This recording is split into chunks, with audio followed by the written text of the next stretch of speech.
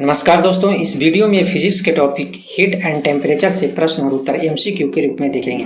तो दोस्तों देर न करते हुए वीडियो को शुरू करते हैं और वीडियो के अंत तक बने रहेंगे। इसका पहला प्रश्न है, ऊंची पहाड़ियों पर हिमपात क्यों होता है? ए, ऊंची पहाड़ियों पर कुछ जल वाष्प को जमा देती है। बी, बादल पहाड़ियों पर धरती के निकट होते हैं अतः जल वाष्प जमकर बर्फ बन जाती है। सी, ऊंची पहाड़ियों पर तापमान हिमांक से कम होता है अतः जल वाष्प जमकर बर्फ बन जाती है। डी, उपरोक्त में से कोई नहीं।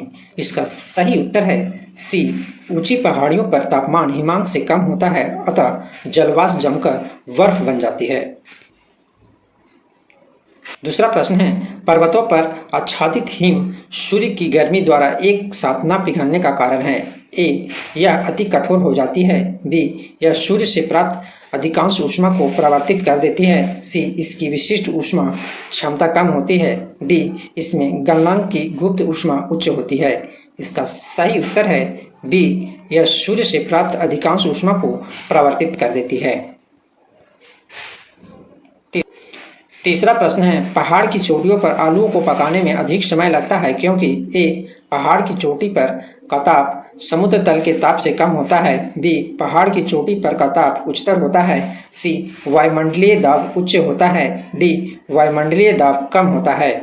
इसका सही उत्तर है डी, वायुमंडलीय दाब कम होता है। चौथा प्रश्न है, तेज हवा वाली रात्रि में ओस नहीं बनती है क्योंकि ए, वाष्पीकरण की दर तेज होती है। बी, हवा में नमी कम होती है। सी, तापमान उच्च रहता है। डी, आकाश साफ नहीं होता है। इसका सही उत्तर है ए, वाष्पीकरण की दर तेज होती है। पांचवा प्रश्न है, ठोस कपूर से कपूर वाष्प बनने की प्रक्रिया को कहते हैं। ए, वाष्पीकरण। बी, हिमीकरण। सी, पिघलना। डी, ऊर्ध्वपातन। इसका सही उत्तर है डी, ऊर्ध्वपातन। छठा प्रश्न है, गर्मी के दिनों के दौरान मिट्टी के बर्तन में रखा पानी ठंडा हो जाता है निम्नलिखित संवृत्ति के कारण। ए, विषरण। बी, वाष्पोत्सर्जन। सी, ऑस्मोसिस। डी, वाष्पीकरण। इसका सही उत्तर है डी, वाष्पीकरण। सातवां प्रश्न है, बर्फ के दो टुकड़े को आपस में दबाने पर टुकड़े आपस में चिपक जाते हैं। ए, दाब अधिक होने से बर्फ गलनांक घट जाता है। बी, दाब अधिक होने से बर्फ का गलनांक बढ़ जाता है। सी, दाब अधिक होने से बर्फ का गलनांक पहले घटता है फिर बढ़ता है। डी, दाब गलनांक में कोई संबंध नहीं है। इसका सही उत्तर है ए, दाब अधिक होने से बर्फ गलनांक घट जाता है। आठवां प्रश्न है, बर्फ में स्केटिंग करना प्रदर्शित करता है कि दाब बढ़ने पर बर्फ का गलनांक ए, बढ़ जाता है। बी, अपरिवर्तित रहता है। सी, घट जाता है। डी, पहले घटता है फिर बढ़ता है। इसका सही उत्तर है सी, घट जाता है। नौवां प्रश्न है, पानी से भरे गिलास में बर्फ का एक टुकड़ा तैर रहा है। टुकड़े का पूरा पिघल जाने पर गिलास में पानी का तल ए, बढ़ जाता है। बी, घट जाता है। सी, अपरिवर्तित रहता है। डी, इनमें से कोई नहीं। इसका सही उत्तर है सी, अपरिवर्तित रहता है। 10वां प्रश्न है, प्रेशर कुकर में भोजन कम समय में तैयार हो जाता है क्योंकि ए, जल का क्वथनांक बढ़ जाता है। बी, जल का क्वथनांक घट जाता है। सी, भोजन कम ऊष्मा लेता है। डी, उपयुक्त में से कोई नहीं। इसका सही उत्तर है ए, जल का क्वथनांक बढ़ जाता है। 11वां प्रश्न है, मनुष्य आर्द्रता से परेशानी महसूस करता है, इसका निम्न में से उपयुक्त कारण क्या है? ए, अधिक पसीना आना। बी, कम पसीना आना। सी, पसीना का आर्द्रता के कारण वाष्पित न होना। डी, उपयुक्त में से कोई नहीं। इसका सही उत्तर है सी, पसीना का आर्द्रता के कारण वाष्पित नहीं होना।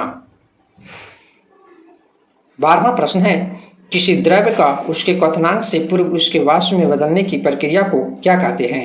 ए, वाष्पीकरण। बी, संघनन। सी, हिमीकरण। डी, इनमें से कोई नहीं।